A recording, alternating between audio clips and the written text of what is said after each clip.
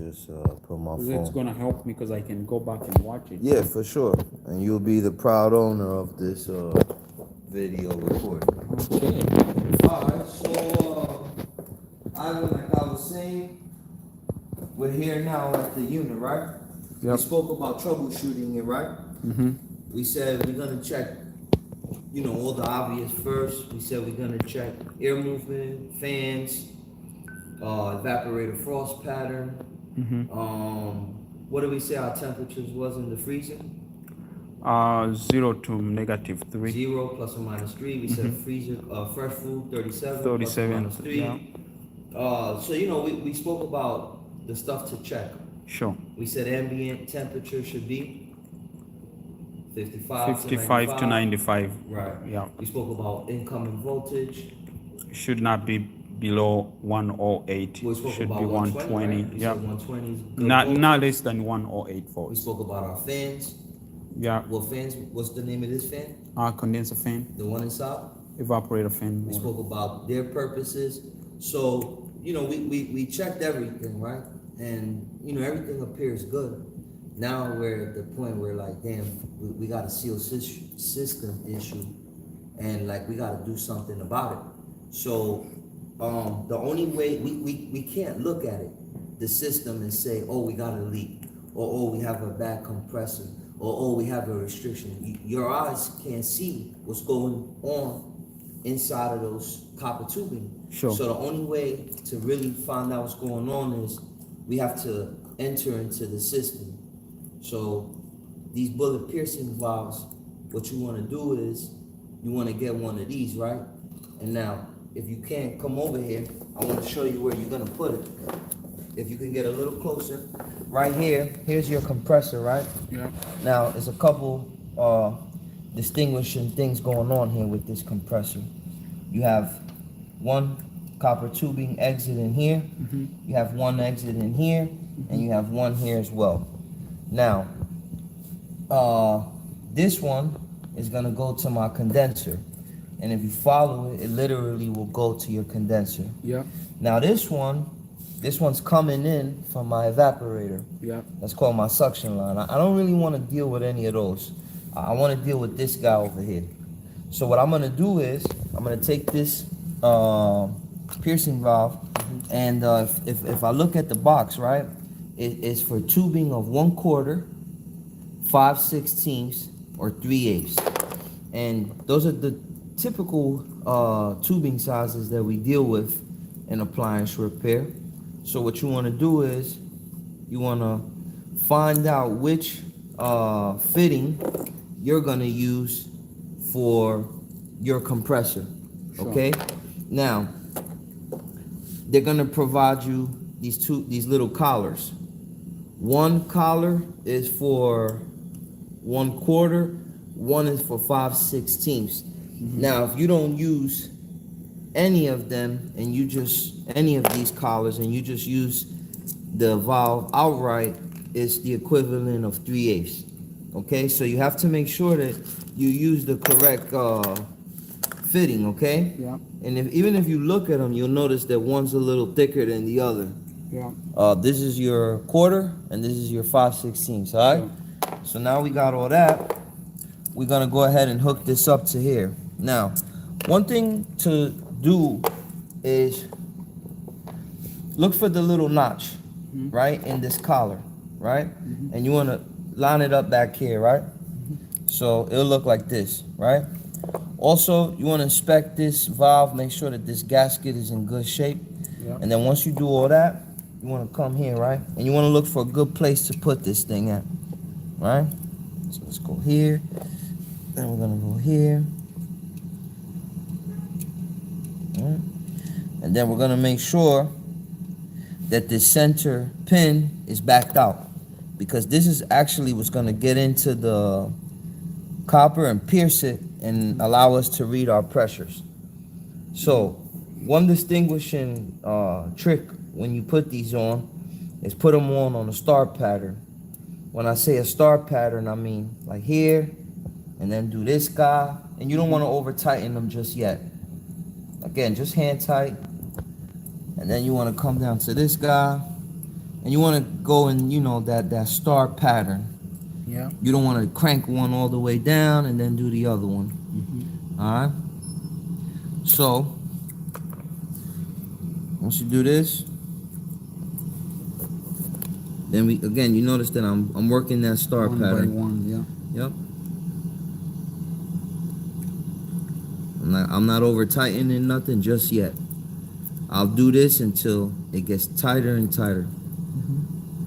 And then once they're like pretty hand tight and you can't go anymore, now it's a good time that we get our gauges. And what we're gonna do is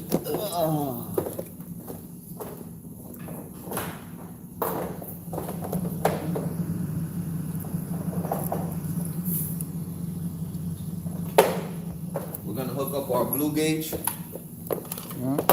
right here. Now notice when I put this on, right, this piercing valve, I didn't place this stem facing backwards, making my life impossible. Right. I didn't face it downwards where I can have to struggle coming up from the bottom. Right. I positioned it in a location that when I do put it on, is relatively convenient for me to work. Yes. All right. Now, with my gauge closed, it's not open, it's closed. What I'm gonna do is, now I'm gonna pierce this system, okay? Because this center pin here, it will pierce the copper as I begin to tighten on it. Now notice my gauges have not been affected yet. Look at my gauge. They have not been affected. Now zoom out a little bit and watch what's gonna happen. As I back that needle out, it's gonna allow that Freon to travel and tell me my PSIs, all right? Sure.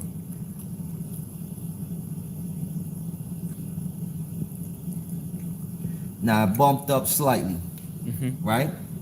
It bumped up slightly. It didn't do nothing dramatic. It didn't shoot up to my 40s or 50s. Neither did it go into inches mercury or a vacuum.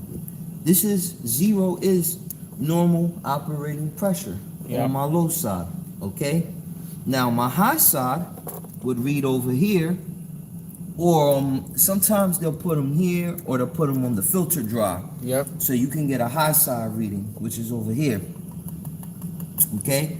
But zero is letting me know that my low side's running pretty accurate. But again, we still can't change the compressor, or we still can't get any hands on, or we still can't really start playing with torches and stuff until we remove this refrigerant, okay? So that means we have less refrigerant. Well, watch what happens when we turn the unit off. Now the compressor the compressor has ceased to push and pull, and watch what will happen now. I gotta open this back up so you can see what happens to my pressures. Sure. You'll see that now that the compressor's not circulating, notice how my pressures now will begin to rise. Yeah. This is called stabilization. Yeah. Okay? They'll stabilize typically somewhere about 60, 70. The ambient temperature. No. No, that's just the pressures. Ambient temperatures, like, what if you're working in the summertime in the okay. and it's 90 degrees in the... So what is it gonna? Do they stabilize in the same position? Or? No, typically you want to use your pressure temperature chart, but just rule of thumb, they typically stabilize 134A systems somewhere like 60, like between 50 55 and 65. I see. Okay. That's something. And right now, if you notice, it's slowly beginning to climb up to that stabilization pressure. And then, like I said, when we turn the unit on, you'll see the needle climb down towards zero. What does that tell us? That tells us that our compressor is from our low side, where in the evaporator inside, it's probably at about 60 psi. What it's telling me is when I turn it on and it goes to zero, that it is pulling, it is operating in suction. It is no problems in the suction. Yep. And if I had the filter dryer hooked up to my hot side, or if we tap in over there to that discharge, this pressure, you'll see it shoot up to about 125.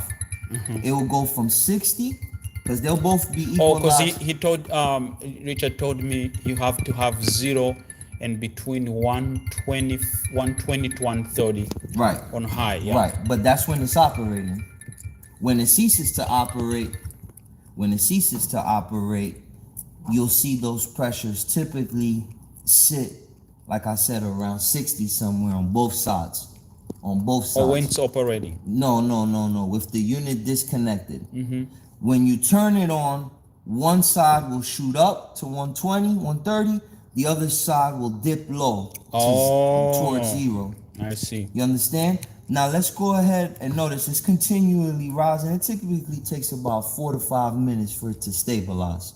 Okay? So regardless on whether the compressor, regardless of whether the refrigerator is working on, I mean, it's good, the compressor is good or not good, it's gonna stabilize with it? Yes. With Regardless if the compressor is good or bad, the unit will stabilize, okay? Now, if we plug it in and the compressor begins to run, we feel it vibrating, we know that it's getting voltage, and the compressor fails to bring the needle down towards 0, then we may have an inefficient compressor. The compressor is failing to circulate. It's not sucking. It's not correct. Sucking. It's not cycling or pumping the Freon through the unit. I see. Do you understand? So let's go ahead now. Let me turn this on, and now watch the magic that happens. Okay, the unit's off, and again, you notice it's continually rising the needle. But let's go ahead now, turn it on, and let's see what happens. Notice as soon as we turned it on, how the suction begins to take place, and again, it'll sit at about 0. So what if what if it stops at 10? What if it doesn't make it to 0? And the customer complains, then yeah, we may be looking at an inefficient compressor. You may want to observe your hot side too, and see if it's failing to get up to that 120, 130 range. But typically when they fail, they won't go down to 10. They'll sit at about like 40, 50. They'll dip very gradually, and that's about it. Okay. All right. Lowest I've seen them like it goes 20. quick. So this one goes quick actually. Yeah, you can see it already starting to make its way back down towards 0. So we have a good compressor. Yes, we do. Regardless of whether we have gas or not, it should always equalize. Gotcha. Okay. Very good. Now, if it doesn't equalize, and again, I know this is your second day, I'm throwing a lot at you, but if it doesn't equalize, we may have something called the restriction. But we'll speak more on that at a later time. No problem. But for now, I just want to show you how to take the Freon out of this unit before we start to service these parts and, you know, removing compressors. We can't release this Freon into the air. So now, I just wanted to show you how to pierce the system, what to look at the system. But now let's get into removing the Freon that's in this unit, so we can go ahead and extract that compressor and get some hands on. Oh, so we are changing a compressor. Well, yeah, it's time to get some hands dirty. Time to get your hands dirty. Okay, yeah. You're falling asleep. Fine. You're falling That's asleep. fine. You're falling asleep. Time to wake up. That's fine. Okay, so let's go ahead now. Let's grab this guy here, this recovery unit. Let's grab this tank. And then the scale, right? No, we don't need the scale. You only need the scale when you're weighing it in. Yeah, but how do we know that we're not gonna overrate with it? Well, You're not gonna put too much. I know that tank is relatively empty. Oh. So this unit has about 6 ounces Okay. in it, maybe 6 ounces.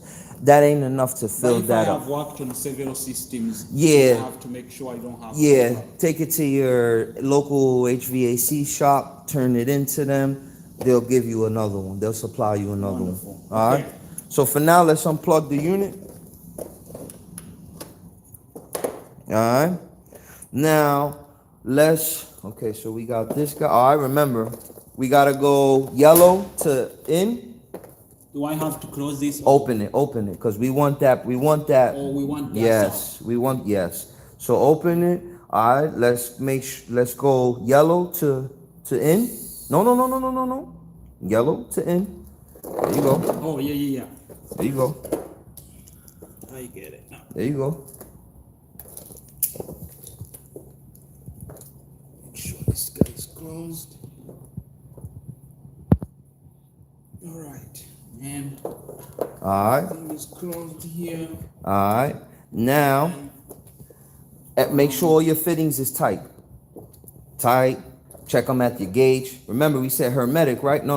Yep, those guys. Right here, these guys. Always make sure these is tight. We said hermetic, right? We said we wanted no air, nothing, right? Airtight. Check the recovery machine. Make sure everything is nice and tight. All right.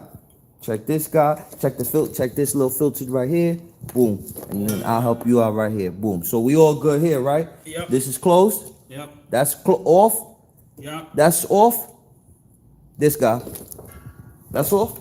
It's closed. It's closed. All right. Boom. So now let's plug in our recovery unit. Yep. Right here.